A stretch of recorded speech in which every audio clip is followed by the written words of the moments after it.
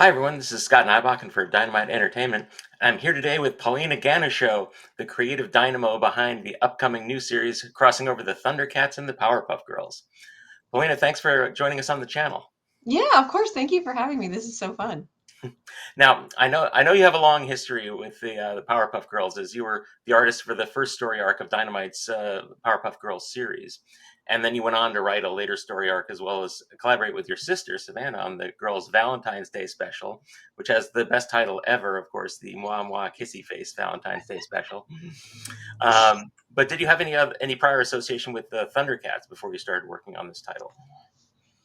Growing up, I loved them. They re-aired the Thundercats show on Toonami in 1998, which was the same year that Powerpuff Girls came out. So it definitely reintroduced Thundercats to a whole generation, my generation, young millennials. So I definitely loved it my whole life. But this is my first professional experience with Thundercats, and I'm very happy to be here. So when you were watching the animated shows, did you ever draw any mashups between the Powerpuff Girls and the Thundercats as a young artist? And if so, did any ideas from those early efforts make it into the new series? I never did, but because I didn't have the artistic chops to draw Thundercats because it was so like realistic and there's so much anatomy. And I was like 10, so I was like, I can draw the Powerpuff Girls, but I can't draw the Thundercats yet. Hmm. So, but I would say no, but I definitely did sneak in my favorite characters and some of my favorite like episodes um, into this series. So partially, but nothing like a fan art mashup because that would have been cool. That would have been really cool.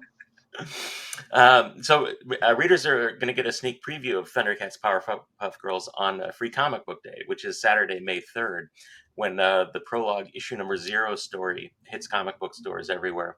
But ahead of that, can you give us a quick synopsis of the plot for the series and what lies in store for the Titans of Townsville and the last survivors of Thundera? Yeah, absolutely. I can give you a brief overview. So it's the Powerpuff Girls get stranded on Third Earth somehow, and so most of their journey is a journey of getting home. But along the way, they're helping reunite the Thundercats who are broken and lost at this point. So yeah, it's about teamwork and journeys, and and it's lots. It's really funny. It's goofy, so it's a lot of fun. Yeah, yeah. Yeah, and the overall style of each of the two original cartoons was very different. Oh, but of course, they shared a central theme of heroes joining together to battle evil. Was it a challenge to fit the two storytelling titles together for the crossover? And did you have a natural affinity for one over the other?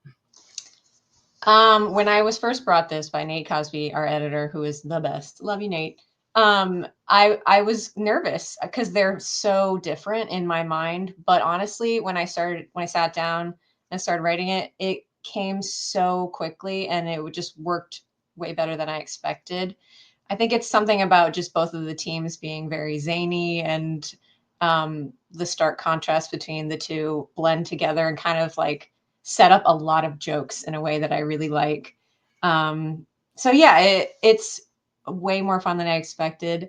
As far as affinity, I really, really love them both. Probably Powerpuff Girls edges it out like just a little bit, just because I was 10 when it came out and it's like peak era. So it's hard to not love the Powerpuff Girls, but I really love them both so much. Now, like, yeah, you're an artist as well as a writer. So Yes. do you find that scripting a comic for someone else to draw is easier or harder than one that you're going to illustrate yourself? And related to that, how has the collaboration with the artist Coleman Engel for this new title been going? I think initially when I started writing for other artists, the only issue I had was letting go of creative control because I'm so used to drawing it myself. So it's like I can see it in my head, but I can't force the artists into what they are going to draw. That changed really quickly, though. I think now in my career, being an artist as well as a writer, it sets me up to help the artists I'm working with on the book and to make it more palatable and just be more achievable in a way. Because I'm an artist myself, so it's maybe like a strat choice or maybe not, or to know not to overload the artist with like, oh, it's a page with like 1,000 people on it or something like that. So I think being an artist sets me up in a good way for being a writer, also for sure. And working with Coleman has been amazing. I've known him since college. He's an incredible draftsman and a professional, and I think he's one of the most underhired comic artists in the industry. And I think everybody should hire him. He's amazing, and I never worry about how he's gonna perceive my scripts or how he's gonna render them on the page because I know it's gonna be awesome. Yeah, and speaking of art, a signature feature of the Powerpuff Girls are, of course, their gargantuan eyes. Without getting too far into spoiler territory, is there any possibility that we'll see a redesign of the Eye of Thundera somewhere in this series? Like a Powerpuff Girl version of the Eye of Thundera. I can't say per se, but maybe, because that is a very funny idea. And finally, like, if there were no legal barriers to worry about, which franchise would be your next dream team up for both of the Thundercats and the Powerpuff Girls? This one is hard because I would never have expected to blend Thundercats and Powerpuff Girls, and it's like one of my favorite things now ever. But like as far as just like regular stuff, I mean the Thundercats and the Silverhawks need to hang out for sure, just to be the '80s together.